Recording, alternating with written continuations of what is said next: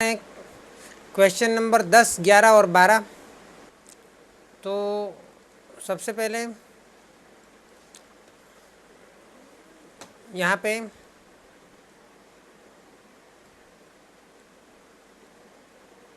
दसवां सवाल करेंगे।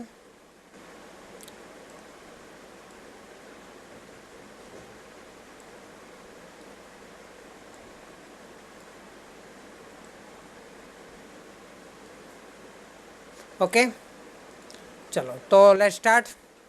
ए और बी 3:1 के प्रमाण में लाभानी बांटने वाले साझेदार है। सी को उन्होंने नए साझेदार के रूप में प्रवेश दिया।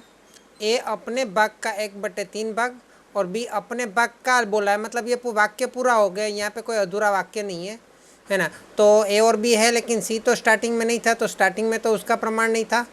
तो 3:1 में हो रहा है। अभी सी को उन्होंने नए साझेदार के रूप में प्रवेश दिया है। अभी ए अपने भाग का 1/3 भाग, मतलब अपना भाग कितना है 3 है, उसका 1/3 भाग मतलब उसका गुणा 1/3 करना है।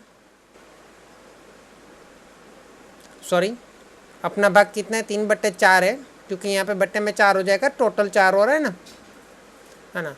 तो अपना भाग तो 3/4 है, उसमें से वो 1/3 भाग दे देगा। तो इसका अर्थ कितना हुआ, वो कितना देगा 1/4 भाग देगा। तो 3/4 में से 1/4 भाग दे देगा, तो कितना बच जाएगा उसके पास 2/4 भाग बच जाएगा। और बी अपने भाग का 1/4 भाग देगा, तो 1/4 है और 1/4 देगा, तो 2/4 हो जाएगा। तो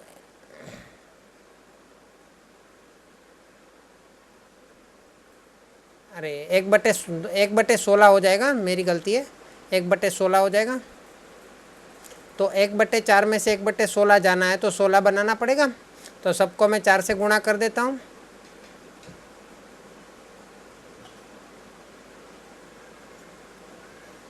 सबको मैं 4 से गुणा कर देता हूँ, जहाँ पे 4 है सबकी जगह पे 16 बना देता हूँ बटे में।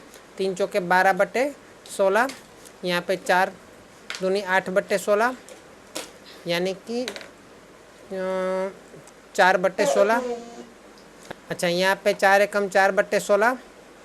अच्छा, 4/16 में से 1/16 भाग दे दिया, तो कितना बच जाएगा इसके लिए 3/16 भाग बच जाएगा। ओके, तो यहाँ पे 1/16 भाग दे दिया, यहाँ पे 4/16 भाग दे दिया, तो 4 और 1 मिलके 5/16 मिलेगा सी को 5/16 मिलेगा। वो उसके लिए नया प्रमाण होना चाहिए। ओके, चलो अभी चेक कर लेते हैं। ये तीनों का टोटल भी 16 होना चाहिए, क्योंकि बट्टे में 16 है। तो नया प्रमाण इसका कितना आएगा 8/3/5। और इसका त्याग का प्रमाण कितना रहेगा, इसको तो लाभ होने वाला है, तो उन दोनों का त्याग है, तो त्याग का प्रमाण कितना रहेगा 3/1। तो बहुत ही आसान सा टॉपिक था। खाली आपको क्या है, बट्टे में जो है वो सामान बनाने में प्रॉब्लम हो सकता है, और कुछ नहीं। सवाल नंबर 11। ए और बी 5/3 के प्रमाण में लाभानी बांटने वाले साझेदार हैं। सी को उन्होंने नए साझेदार के रूप में प्रवेश दिया है। ए अपने भाग का 30% और बी अपने भाग का 20% सी के पक्ष में त्याग करेगा। कोई बात नहीं, यहाँ पे उसका जो भी भाग है उसका टोटल 8 हो रहा है, मतलब ये 8/8 है टोटल, तो ये 3/8 है और ये 5/8 है। ओके, तो सी को ये अपने भाग का 30% दे रहा है, मतलब इसका अगर 30% करोगे तो गुणा 30/100 हो जाएगा। तो वो उसका त्याग कर रहा है 5/8 गुणा 30/100, इतना त्याग कर रहा है। बी अपने भाग का 20% त्याग कर रहा है, मतलब 3/8 गुणा 20/100। पहले 0 तो ऐसे ही कट सकता है। हाँ, चलो, तो 5×15 = 8×10 = 80, और ये 3 दूनी 6/8×10 = 80। ओके, तो इतना त्याग करेगा, तो इनको 10/80 करने के लिए 10 से गुणा कर रहा हूँ मैं। तो 3×10 = 30/8×10 = 80, 10×5 = 50 एंड 10×8 = 80। तो 50/80 में से 15/80 माइनस करेंगे तो कितना बच जाएगा? 35/80 बचेगा। अच्छा, तो यहाँ पे भी अगर मैं 10 से मल्टीप्लाई करूँ तो 80/80 हो जाएगा, जो कि यहाँ पे भी टोटल 80/80 होना चाहिए। ओके, चलो यहाँ पे देखते हैं।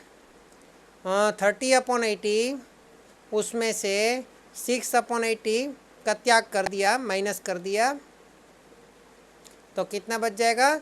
24/80 बच जाएगा। अभी मुझे बताओ 80 में से ये दोनों का भाग मिल गया 35 और 24, तो कितना बच जाएगा मुझे बताओ। आज हम थोड़ा उल्टा करके सोचते हैं। 80 में से 35 माइनस 25, 20 बच जाएगा। तो यहाँ पे 20/80 होना चाहिए। चेक कर, 21 आ रहा है। ओके, तो यहाँ पे भी 21 होना चाहिए। तो चेक कर लो इसका लाभ कितना हो रहा है। 15 और 6 21 हो रहा है। तो ऐसे भी आप चेक कर सकते हो, कोई संख्या लेके भी कर सकते हो। जैसे कि 80,000 ख्याति का मूल्यांकन ले लिया, है ना। तो 80,000 को पहले 5/3 में बांटो तो ये 50,000 और ये 30,000। 50,000 का 30% मतलब 15,000 का त्याग करेगा, और 30,000 का 20% मतलब 15,000। 30,000 का 20% इन्होंने 6,000 का त्याग करेगा। तो 15 और 6 21,000 इसको लाभ होगा। तो 50,000 में से 15,000 गया तो 35,000 उसको मिलेगा, 24,000 इसको मिलेगा, और टोटल तो ख्याति 80,000 की है तो वो तो 80,000 होनी चाहिए। तो 80 में से 24 और 35 जाएगा तो 21,000 बच जाएगा। तो नया प्रमाण मिल गया 35/24/20। इसी प्रकार इसका त्याग का प्रमाण भी मिल गया 15/6, या फिर 3×5=15/2 6। अच्छा, यहाँ पे 21 आएगा, और यहाँ पे सिर्फ 2 आएगा ना, 5/2। 5/2, हाँ 5/2 आएगा। यहाँ पे 35/24/21। तो 7 से नहीं डिवाइड कर सकते, 3 से भी डिवाइड नहीं कर सकते। तो ये हो गया।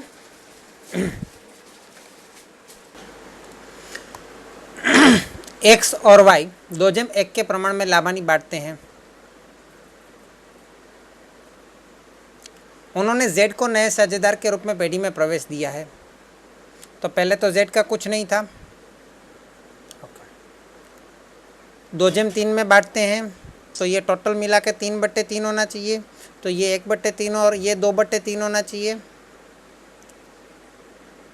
उन्होंने z को नए साझेदार के रूप में पेढ़ी में प्रवेश दिया है। x अपने भाग में से 1/5, देखो में से लिखा है, क्या लिखा है? में से लिखा है। ऊपर का लिखा था, यहाँ पे में से लिखा है ना। तो में से लिखा है तो ये जो कुल दिख रहा है ना 3/3, उसका काम उसको कैलकुलेट करना है यहाँ पे। तो 3/3 गुणा 1/15। y अपने भाग में से लिखा है तो 3/3 कुल को लेना है, टोटल को लेना है, गुणा 1/5 बराबर है। तो यहाँ पे तो वैसे भी 3 तो काट ही देंगे हम। तो 1/15 और 1/5 हो रहा है ना। तो यहाँ पे 1/5 वाले में 3 नहीं काटता हूँ, क्योंकि मुझे उसको भी 15 करना है। तो 5 एकम 5/5 15, और ये हो गया 1/15। z के पक्ष में त्याग करेगा तो ये हमारा त्याग है, ये हमारा ओल्ड एंड ये हमारा न्यू। चलो इसको 15 करने के लिए किससे गुण मल्टीप्लाई करना पड़ेगा? 5/5। सेकंड वाला 3/15 होगा। हाँ, ये 3/15 होगा, करेक्ट। तो 5 दूनी 10/15, 10/15 में से 1/15 जाएगा तो कितना बचेगा? 9/15। और इसी प्रकार 5 एकम 5/5 15, तो 5/15 में से 3/15 जाएगा तो बचेगा कितना? 2/15। तो टोटल मिला के 9 और 10 तो यहाँ पे होगा, और यहाँ पे मैं 3/3 मतलब अगर 5 से गुणा करें तो 15/15 चाहिए। तो कुल तो हमारा 15/15 होना चाहिए। तो यहाँ से देखा जाए तो 15 में से 9 और 2 माइनस कर दो तो ये बन मिल जाएगा आपको 9 और 2 11। 15 में से 11 गया तो 4/5 15 होना चाहिए।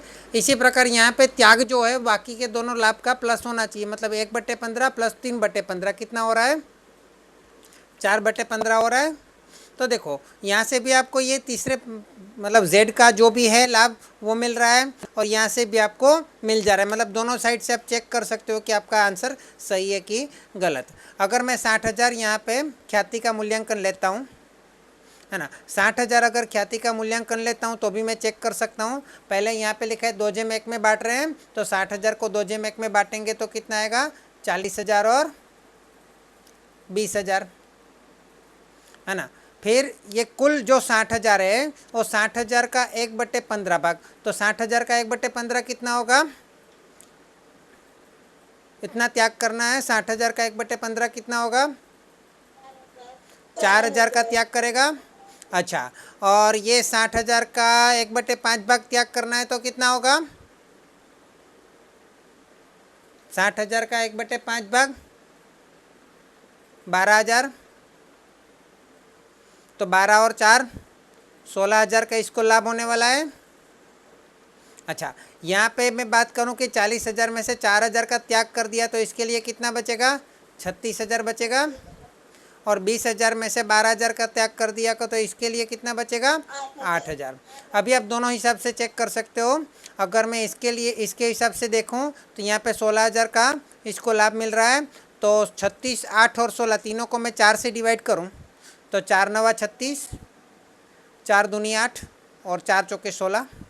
और अगर मैं हमारा जो अनुपात है उसके हिसाब से देखूं अंश में तो अभी 9/2/4 ही मिल रहा है, तो चेक वो भी हो गया। तीसरी रीति से भी हमने चेक कर लिया। यहाँ पे भी हम त्याग का प्रमाण दे सकते हैं। 1/3 तो दिख ही रहा है, लेकिन अगर 4,000 और 12,000 को मैं 1000 से तो बार डिवाइड करने के बाद 4 से डिवाइड करूँ तो 1/3 मिल रहा है त्याग का प्रमाण, तो वो भी दोनों तरीके से चेक हो गया। सर लेकिन अब जैसा कि आप बोल रहे हो कि सवाल में गलती है और यहाँ पे मैसे की जगह पे यहाँ पे भी पिछली बार की तरह का ही लिखा हुआ है ना, का ही लिखा हुआ होना चाहिए, बराबर है। अगर का लिखा है यहाँ पे, एक में मैसे लिखा है दूसरे में का लिखा है, तो जहाँ पे मैसे लिखा है वहाँ पे तो जो हमारा कुल 3/3 है उसका हम मल्टीप्लाई करेंगे 1/15 से, बराबर है। लेकिन जहाँ पे का लिखा है उसका जो भाग है y का 1/3 उसके साथ हम मल्टीप्लाई करेंगे 1/5 को, है ना, तो z का भाग मिल जाएगा। ओके, तो चेक कर लेते हैं कितना मिल रहा है। यहाँ पे तो 3 को काट दें, पहले तो 15 कॉमन यहाँ पे वही जा रहा है, 1 1 कम 1 और 5 तिया 15, और यहाँ पे भी 3 निकल जा रहा है, तो 1 1 कम 1 और 5 तिया 5 का 15 का 15। अच्छा, तो सबके बटे में 15 करने के लिए यहाँ पे भी हम 5 से मल्टीप्लाई कर देते हैं।